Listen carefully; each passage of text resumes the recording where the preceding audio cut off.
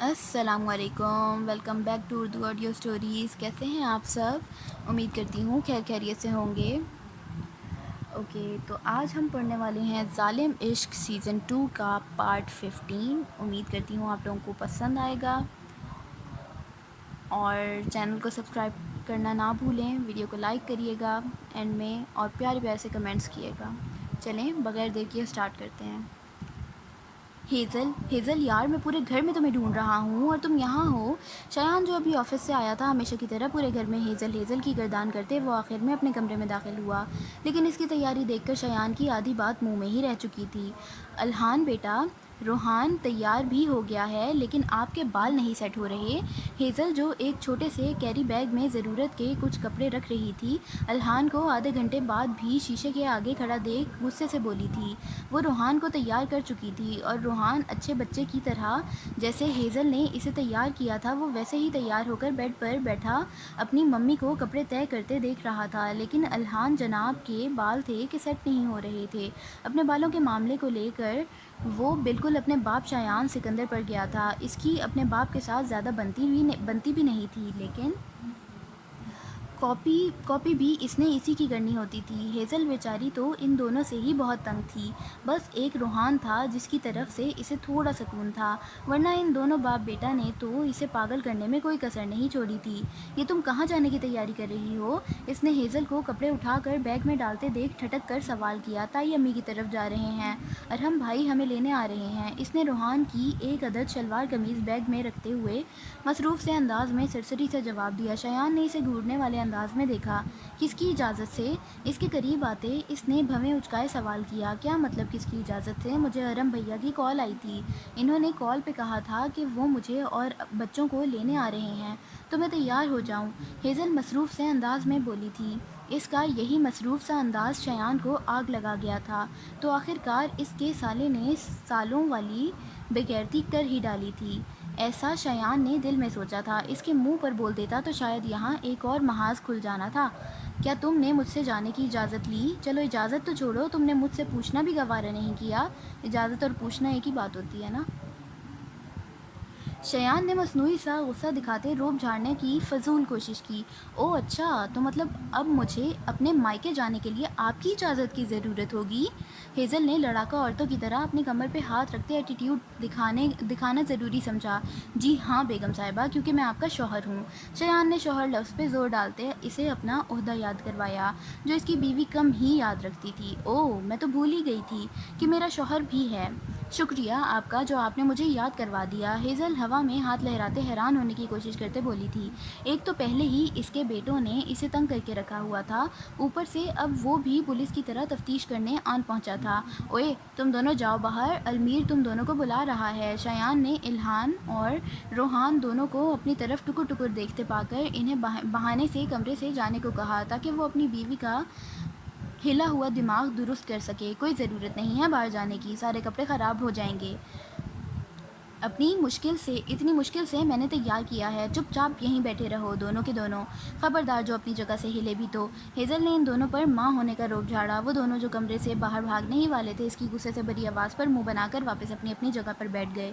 واہ کیا کہنے تھے ہیزل شایان سکندر کے، کیا روب جھاڑا تھا اپنے دو معصوم بچوں پر۔ شایان تو اس کے رنگ ڈھنگ دیکھ کر حیران در حیران ہو رہا تھا۔ مائکے جانے کی خوشی کیا اس کی بیوی کے دماغ پر چڑھ گئی تھی، جو اس کے نازو انداز ہی بدلے ہوئے تھے۔ میں نے تم دونوں سے کہا نہ جاؤ۔ شایان نے دونوں کو پھر سے بیٹھتے دیکھ گھورا۔ لیکن بابا وہ ممی، روحان نے ہیزل کی طرف اشارہ کیا، تم دونوں جاؤ، تمہاری ممی کو میں دیکھ لوں گا۔ شایان نے ذو معنی انداز میں ہیزل کو دیکھتے اسے سٹ پٹانے پر مجبور کرتے ان دونوں کو کمرے سے جانے کا اشارہ کیا۔ باپ کی شے ملتے ہی وہ دونوں ہیزل کی پکار کو سنی انسنی کرتے دو ہی قدموں میں باہر بھاگے تھے۔ ہاں شایان، یہ کیا کیا آپ نے؟ وہ اپنے سارے کپڑے گندے کر لیں گے، ہیزل منہ بسورے بولی تھی۔ کوئی بات نہیں، پھر سے چینج کروا دینا، شایان دروازے کی جانب بڑھتے سکون سے بولا اور دروازے کے لاک پہ ہاتھ رکھ کے دروازہ لاک کر دیا۔ یہ کیا، دروازہ کیوں لاک کیا ہے؟ ہیزل اس کے دروازہ بند کرنے پر لڑکھڑا کر بولی۔ وہ جو کب سے نارمل تھے نارمل سے انداز میں بات کر رہی تھی، اب اس کی آواز بھی 3 لفظوں میں ہی اٹک گئی تھی۔ کچھ نہیں، بس اپنی بیوی سے کچھ پرسنل باتیں ڈسکس کرنی تھیں۔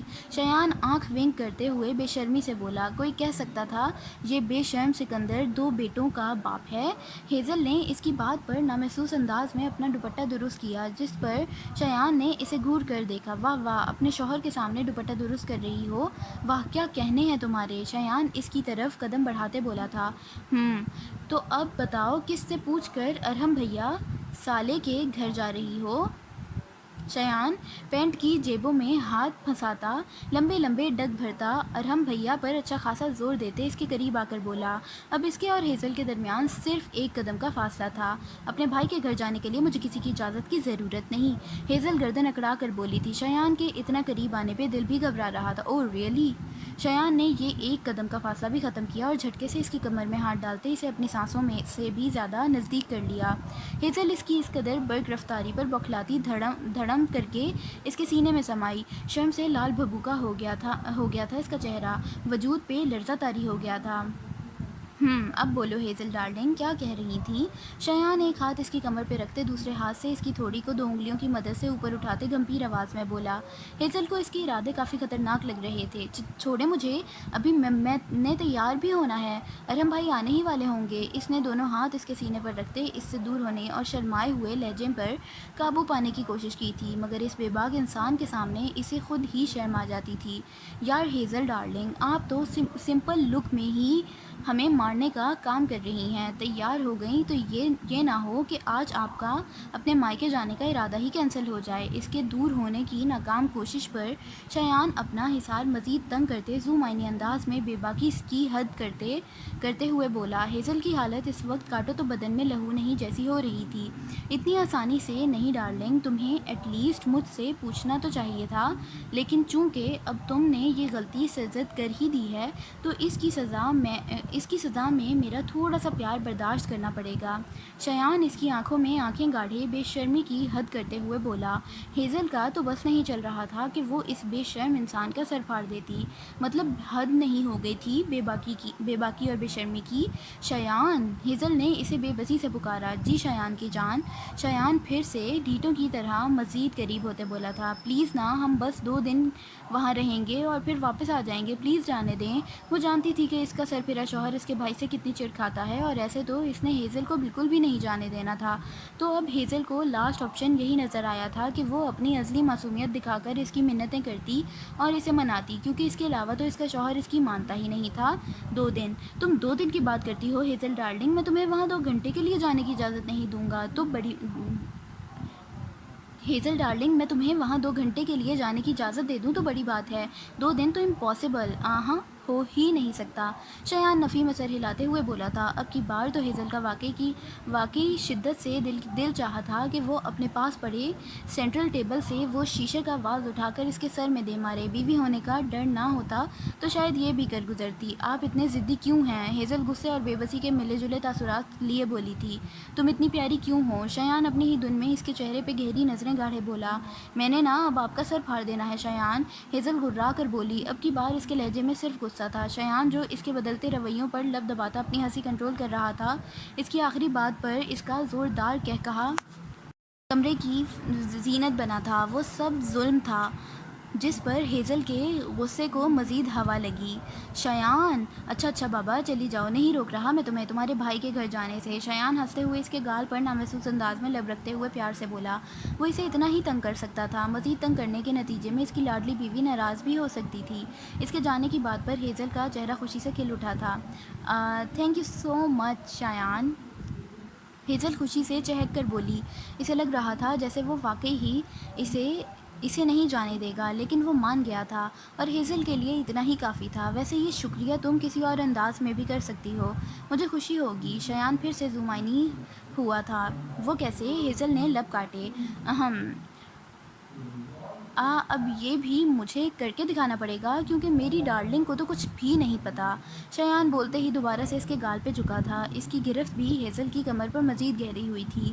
شایان، اس نے پھر سے ایک ناکام سی کوشش کی تھی جسے اگنور کرتے شایان اس کے لبوں کے قریب آیا تھا۔ ہیزل نے سختی سے آنکھیں میچیں۔ وہ واقعی بے شرم سکندر تھا۔ شایان اپنی کارروائی کرتے پیچھے ہوا تھا۔ ہیزل کی حالت دیکھتے اس نے اپنی ہنسی کنٹرول کی۔ وہ شرم سے سرخ ہوتی آنکھیں بند کیے کھڑی تھی۔ اگر تم لیٹ نہیں ہو رہی تو کیا میں کنٹینیو کر سکتا ہوں؟ وہ اس کی حالت سے محظوظ ہوتے بولا تھا۔ اس کی بات پہ ہیزل نے جھٹ سے آنکھیں کھولی۔ شایان، ارحم بھائی آنے ہی والے ہیں، پلیز ہٹیں۔ ہیزل نے بمشکل اپنا جملہ مکمل کیا تھا۔ تم تو اتنے سے ہی گھبرا گئی ہو، میرا کیا؟ 2 دن تمہارے بغیر کیسے رہوں گا؟ شایان نے شہادت کی انگلی سے اس کے چہرے پہ آتے سیاہ بال کان کے پیچھے اڑستے کہا۔ شایان پلیز مجھے تنگ نہیں کریں، بھیا آنے والے ہوں گے، مجھے تیار ہونا ہے۔ ہیزل پھر سے اپنے پرانے موڈ میں آ چکی تھی۔ ہاں ہو جاؤ تیار، شوہر جائے بھاڑ میں۔ شایان نے منہ بسوڑتے اسے چھوڑا۔ اب میرے پاس زیادہ ٹائم نہیں ہے کہ میں اپنے روٹھے ہوئے شوہر کو منا سکوں، اسی لیے اب میں آ کر ہی مناؤں گی، ابھی مجھے تیار ہونا ہے۔ ارحم بھائی آنے والے ہیں، ہیزل بولتے اپنے کپڑے اٹھائے واش روم کی طرف بڑھی تھی۔ سوچ لو جب تمہارا ڈبل ٹیکس لگے گا۔ شایان نے اس کی پشت کو دیکھتے صدا لگائی تھی۔ اپنے روٹھے ہوئے شوہر کو منانے کے لیے میں ڈبل ٹیکس بھی لگا دوں گی۔ ہیزل نے پلٹے بغیر جواب دیا اور واش روم میں گھستے دروازہ بند کر دیا۔ ہاں، بڑی آئی ڈبل ٹیکس لگانے والی، ایک کس سے اس کی جان نکل جاتی ہے۔ شایان بڑبڑاتے ہوئے کمرے سے جا چکا تھا۔ رات کا کھانا سب نے مل کر کھایا تھا۔ کھانے کے دوران میرب نے کوئی بات نہیں کی تھی، جبکہ یزدان، رخسار بیگم اور باران تینوں ہی آپس میں ادھر ادھر کی باتوں میں مصروف تھے۔ رخسار بیگم نے کافی دفعہ میرب کا چہرہ نوٹ کرنے کی کوشش کی تھی، لیکن وہ اس کے تاثرات سے کچھ سمجھ نہیں پائی تھی۔ انہوں نے یزدان سے بھی کچھ نہیں پوچھا تھا۔ کھانے کے بعد میرب نے سب کے لیے چائے بنائی۔ چائے پینے کے بعد رخسار بیگم بھی کمرے میں جا چکی تھی اور یزدان بھی۔ میرب بھی باران کو لیے اس کے کمرے میں چلی گئی اور اب وہ اسے لٹائے اس کے قریب بیٹھے پچھلے 1 گھنٹے سے اسے سلانے کی کوشش کر رہی تھی، لیکن باران سونے کا نام ہی نہیں لے رہا تھا۔ وہ ایک بات ختم نہیں کرتا تھا اور اسے دوسری بات یاد آ جاتی تھی، اور وہ اب بھی میرب کو کوئی نئی سٹوری سنانے میں مصروف تھا۔ باران، باقی کی باتیں صبح کر لینا بیٹے، سو جاؤ، رات کے 11 بج رہے ہیں۔ میرب نے پھر سے ایک ناکام سی کوشش کی تھی اور اس دفعہ شاید اس کی کوشش کام آ گئی تھی۔ باران نے فوراً سے اپنی بات مکمل کی اور سونے کے لیے لیٹ گیا۔ ماما آپ جائیں، میں سو جاؤں گا، وہ اچھے بچوں کی طرح منہ تک بلینکٹ اوڑھے بولا تھا۔ نہیں، میں تمہیں سلائے بغیر نہیں جاؤں گی، میرب نے اسے آنکھیں دکھاتے کہا اور اس کے قریب ہی بیک گراؤنڈ سے ٹیک لگائے اس کی سائڈ سے بازو کو تھپکنے لگی۔ تقریباً چند ہی منٹوں میں باران سو گیا تھا۔ میرب اپنے جوتے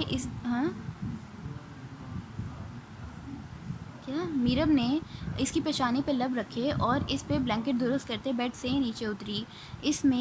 اس نے جوتا پہنا، کمرے کی لائٹ آف کرتے سائڈ لیمپ آن کیا اور دروازے کی طرف بڑھی۔ یزدان پچھلے 1 گھنٹے سے بالکنی میں ٹہلتا میرب کا انتظار کر رہا تھا۔ اسے یقین تھا کہ وہ آج بھی کمرے میں نہیں آئے گی، لیکن وہ پھر بھی اس کا انتظار کر رہا تھا۔ آج میرب کا اس طرح سے جواب دینا اسے کافی حد تک پریشان کر گیا۔ وہ اس سے بات کرنا چاہتا تھا، اس سے معافی مانگنا چاہتا تھا، غلطی بھی تو ساری اسی کی تھی نا۔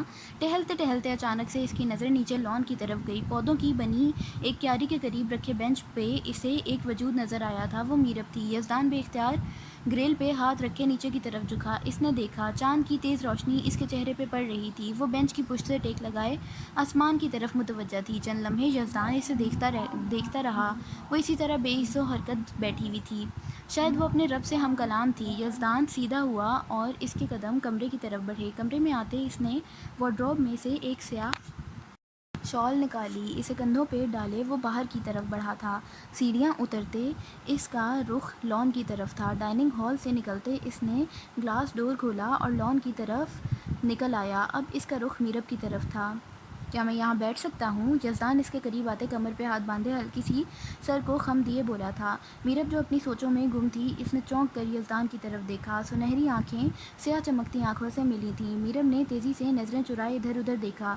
یزدان کب آیا تھا اسے پتہ ہی نہ چلا۔ اجازت ہے، وہ پھر سے بولا تھا۔ میرب کی نظریں بے اختیار اس کے چہرے کی طرف اٹھیں۔ وقت تھم گیا تھا۔ وہ مجسم سی اس مغرور شہزادے کو تکنے لگی۔ وہ ہمیشہ کی طرح پر اعتماد اور پرسکون لگ رہا تھا۔ سیاہ شرٹ کی فولڈ فولڈ شدہ آستینوں سے اس کے تناؤ میں ڈھلے بازو نمایاں ہو رہے تھے۔ اس کے کندھوں پہ سیاہ شال تھی، گہری آنکھوں میں مخصوص سنجیدگی تھی، مگر لبوں پر ہلکی سی شائستہ مسکراہٹ تھی۔ سیاہ سلکی گھنے بال ہمیشہ کی طرح ماتھے پہ بکھرے پرکشش لگ رہے تھے۔ میرب، اس نے دھیمے مگر مضبوط لہجے میں پکارا۔ اس کی بھاری مردانہ آواز پہ میرب اپنے خیالوں کی دنیا سے باہر آتی ایک جھٹکے سے کھڑی ہوئی تھی۔ دل عجیب سے انداز میں دھڑکا تھا، جسم پہ کپ کپی تاری ہوئی تھی۔ یزدان چلتا ہوا اس سے کچھ فاصلے پر آ کر کھڑا ہوا گیا۔ اس دوران میرب خاموشی سے ایک طرف کھڑی نظریں چرانے کی بھرپور کوشش کر رہی تھی، مگر یزدان نے ایک پل کے لیے پھر سے اس کی سمت دیکھا۔ وہ اس کی جھکی پلکوں اور بے چین انگلیوں کے اشارے پڑھ سکتا تھا۔ اس کا انداز کچھ ایسا تھا جیسے وہ یہاں ہونے کے باوجود یہاں نہیں ہونا چاہتی تھی، وہ یزدان سے بات نہیں کرنا چاہتی تھی۔ یزدان نے ہاتھ بڑھاتے اس کے کندھے پہ رکھا، انمول، قیمتی، محبت سے لپٹے ہوا لمس، مگر اس لمس کے بیچ ایک احساس تھا جو لفظوں سے کہیں زیادہ بھاری تھا۔ میرب کے جسم میں سنسنی سی دوڑی تھی، اس کی سنہری آنکھیں بوجھل ہو رہی تھیں، پلکیں لرز رہی تھیں، جیسے ہر پل وہ اپنے اندر اٹھتے طوفان کو روکنے کی کوشش کر رہی ہو۔ اس کے لب ہلے، ہلکے سے کانپ رہے تھے، جیسے وہ کچھ کہنا چاہتی ہو مگر لفظ کہیں کھو گئے ہوں۔ وہ بس مجسم سی کھڑی تھی۔ اس نے نہ ہی یزدان کا ہاتھ جھٹکا تھا اور نہ ہی کوئی ری ایکٹ کیا تھا۔ یزدان نے اس کے چہرے کو غور سے دیکھا۔ وہ میرب سے بات کرنا چاہتا تھا، ان کے درمیان غلط فہمیوں کو دور کرنا چاہتا تھا، لیکن وہ اسے کوئی رسپانس نہیں دے رہی تھی۔ پر کیوں؟ وہ اسے دیکھ رہا تھا اور وہ بس سنبھلنے کی کوشش میں تھی، مگر اس کے ضبط کی دیواریں ٹوٹ رہی تھیں۔ اور پھر ایک لمحہ آیا جب وہ دیواریں مکمل طور پر بکھر گئیں۔ میرب کے لب کانپے، آنکھیں بند ہوئیں، اور اس سے پہلے کہ وہ اپنے بہتے آنسو اس کے سامنے ظاہر ہونے دیتی، یزدان نے لمحے کی تاخیر کیے بغیر اسے اپنے بازوؤں میں بھر کے سینے سے لگا لیا۔ یہ عمل بے ساختہ تھا، مکمل طور پر غیر متوقع مگر مکمل طور پر حقیقی۔ یہ لمس، یہ حفاظت کا احساس، یہ سب اتنا اچانک اور اتنا غیر متوقع تھا کہ اس کا دل جیسے دھڑکنا ہی بھول گیا۔ اوکے، تو یہاں پہ ہمارا پارٹ ختم ہوتا ہے ایک ٹریجک پوائنٹ پہ کہ آگے میرب کیا کرتی ہے، کیا یزدان ان کی آپس کی جو دوریاں ہیں ان کو مٹا پائے گا کہ نہیں۔ دیکھنے کے لیے تھوڑا انتظار کریں، نیکسٹ پارٹ آتا ہی ہوگا۔ اور چینل کو سبسکرائب کرنا نہ بھولیں، ویڈیو کو لائک کریں اور پیارے پیارے سے کمنٹس کریں۔ آپ سے ملاقات ہوگی نیکسٹ پارٹ میں۔ اللہ حافظ۔